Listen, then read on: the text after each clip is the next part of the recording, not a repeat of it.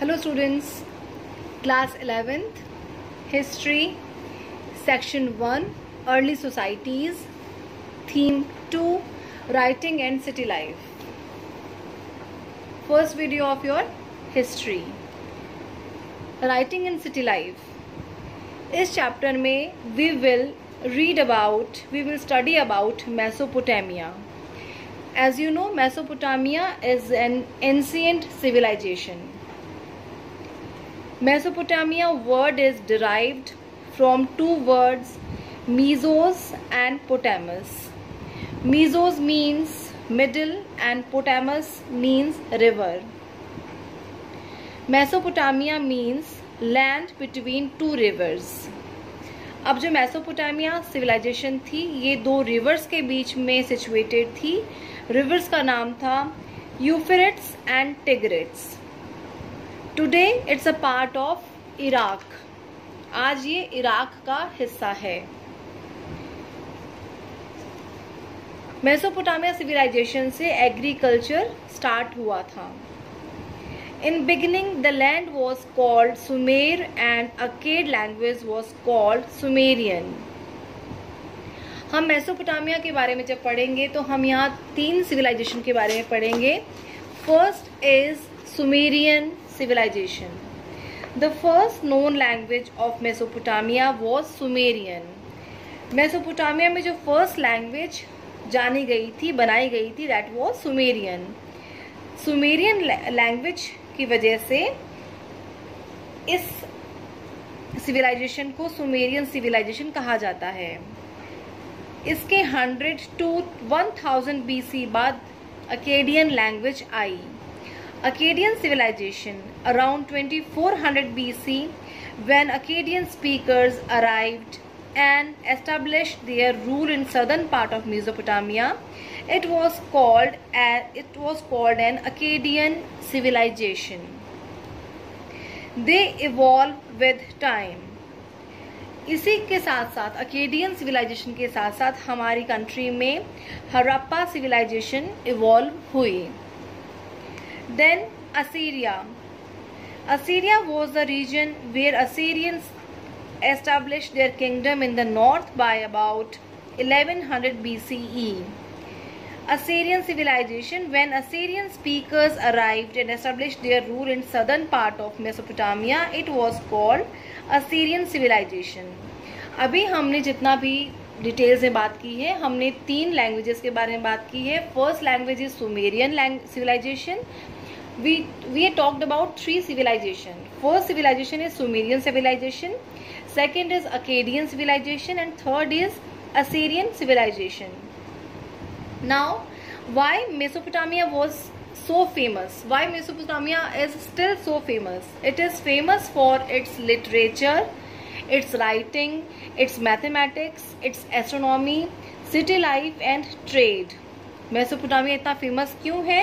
इन 6 points की वजह से इतना फेमस है, जिनमें से पॉइंट्स हैं literature, writing, mathematics, astronomy, city life and trade. अभी तक हमने तीन लैंग्वेजेस के बारे में बात की है. Languages are Sumerian, Akkadian and Arabic. Now हम मेसोपोटामिया सिविलाइजेशन जो कि इतनी एंशिएंट सिविलाइजेशन है उसके बारे में कुछ भी नॉलेज अगर हम गेन करते हैं, सोर्सेज क्या हैं उनको अंडरस्टैंड करने के, तो सोर्सेज हैं buildings, statues, ornaments and Graves. उसके अलावा गवर्नमेंट सील्स या जो उस वक्त की जो भी अथॉरिटीज थी उनकी seals, tools and written documents. Now Mesopotamia and its geographical state. Iraq is a land of diverse environment. यहाँ इसके साइड में आप देखेंगे कि ईरान है, देन इसके पीछे अफ्रीका है और साइड में इंडिया है. इस मैप में आप यहाँ देखेंगे कि इसके साइड में, ईरान के साइड में आप देखेंगे कि ये कंट्रीज हैं. ओके यहाँ पे टिग्रिस और यूफ्रेट्स दो रिवर्स हैं जिसके बीच में मेसोपोटामिया सिविलाइजेशन डेवलप हुई, इवॉल्व हुई. इराक के नॉर्थ ईस्ट पार्ट में there are green undulating plains. Trees are covered with mountain ranges with clean stream and wild flowers. With enough rainfall to grow crops. Agriculture began between 7000 and 6000 BCE. North east में mountain ranges है जैसा कि हमने अभी बात की, और north में there are stretch of upland called steppe, where animals herding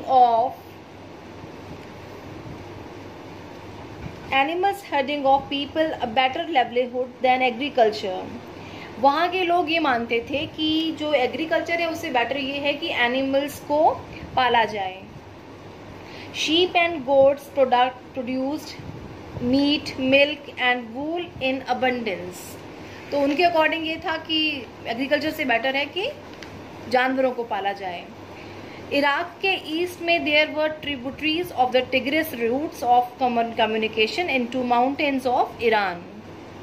south में there was desert where writing and first cities emerged.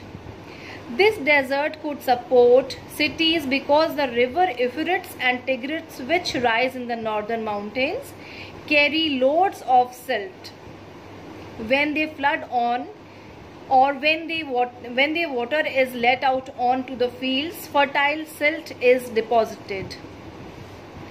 River में से जब सिल्ट बहकर, जब रिवर ओवरफ्लो हो जाए या जब रेन ज़्यादा आए तो सिल्ट बहकर प्लेन्स में आ जाएगी और वो सिल्ट बहुत फर्टाइल होती थी. Then the small channel of Euphrates and Tigris functions as irrigation canals. उस वक्त यूफ्रेट्स और टिग्रिस रिवर्स के जो स्मॉल चैनल्स थे वो they were source of irrigation canals. Fish was available in river and date palms have fruit in summer. Now, significance of urbanization in Mesopotamia. Urban centers involved in various economic activities such as production, trade, manufactures and services. City people were not self-sufficient. The carver of stones seal required bronze tool colored stones. जैसे हम आज भी जानते हैं कि अगर हम किसी फैक्ट्री में कुछ प्रोडक्ट बनाने वाले हैं तो हमें रॉ मटेरियल की ज़रूरत रहेगी. उस वक्त भी ऐसा ही था. जो सिटी के पीपल थे वो लोग अपने आप में सेल्फ सफिशिएंट नहीं थे. उन लोगों को जो कार्वर्स थे उनको स्टोन सील बनाने के लिए भी ब्रोंज चाहिए होता था, टूल चाहिए होते थे, प्लस कलर्ड स्टोन चाहिए होते थे. आगे, the bronze tool maker need metals, charcoal, so they depend on the product और सर्विसेज ऑफ अदर पीपल. आज ही की तरह है कि हमें कभी भी कुछ प्रोडक्ट बनाना है तो we depend on each other. हमें रॉ मटेरियल के लिए, हमें लेबर के लिए डिपेंड करना पड़ता है. Fuel, metal, various stones, woods etcetera come from many places for city manufacturers. There are deliveries of grain and other food items from the village to the city. अभी तक हमने जो पढ़ा है, हमने ये पढ़ा है कि there were 3 civilization, Sumerian, Akkadian and Assyrian. उसके बाद में हमने पढ़ा है कि इराक की जो इराक का जोग्राफिकल स्टेट क्या था. इराक के उस वक्त नॉर्थ में, ईस्ट में, साउथ में और वेस्ट में क्या क्या जोग्राफिकल पार्ट्स थे. Then we read about significance of urbanization in Mesopotamia. Mesopotamia में क्या क्या जो अर्बनाइजेशन थी उसके क्या वैल्यू थी. नाउ आप ये देखें कि see in the map from where they get gold, silver, carnelian, copper, shell, bitumen and their trading routes. कि उसके जो इराक के आसपास जो एरियाज थे वहाँ वो कहाँ से उनका ट्रेडिंग रूट कौन कौन सा था. Okay, now this organized trade and storage is needed. In such a system some people commands and those other obey. Urban economics often required the keeping of written records. अब आप समझ रहे हैं कि जैसे जैसे बिजनेस स्टार्ट होगा, जैसे जैसे ट्रेड स्टार्ट होगा, तो ज़रूरत पड़ती है कि उनके रिटन रिकॉर्ड्स रहें, क्योंकि वर्बली कभी भी बिजनेस नहीं होता। Now movement of goods into cities. Food resources were abundant in Mesopotamia but lacked stone, would and metal. Mesopotamia में फूड रिसोर्सेज थे, वो भरे हुए थे, लेकिन उनके वहाँ पे क्या नहीं था? स्टोन नहीं थे, वुड्स नहीं थे और मेटल नहीं था। They imported wood, copper, tin, silver, gold, shell stones from Turkey and Iran. The canals and natural channels were routes for good transport. जब गुड्स का ट्रांसपोर्ट होता था तो कैनल्स और जो नेचुरल चैनल्स हैं वो उनका रूट बनते थे।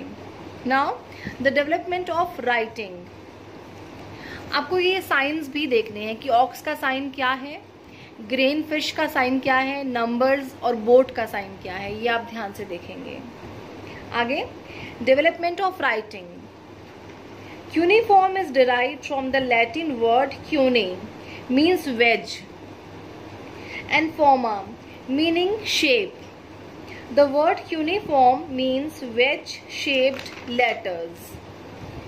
With writing they begin to start thinking and understanding. आप खुद समझते हैं कि जब इंसान का दिमाग इवॉल्व होना स्टार्ट होता है, डेवलप होना स्टार्ट होता है, तो उसकी थिंकिंग पावर प्लस उसकी अंडरस्टैंडिंग पावर अपने आप बढ़ती है।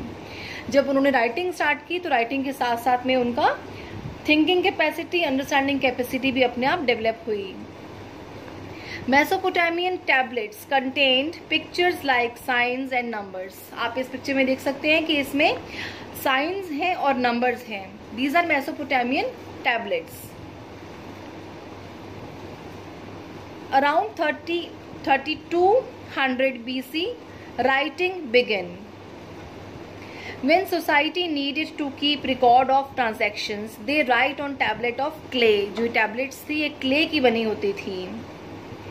Once dried in sun, इस tablet को sun में dry किया जाएगा। Tablets would harden, tablets would be almost as indestructible as pottery. जैसे पॉटरी को जो मिट्टी के क्ले के जो बर्तन होते हैं उनको सुखा लेते हैं धूप में, उसके बाद में वो जल्दी से टूटते नहीं हैं, ऐसी टैबलेट्स होती थी जल्दी से टूटती नहीं थी।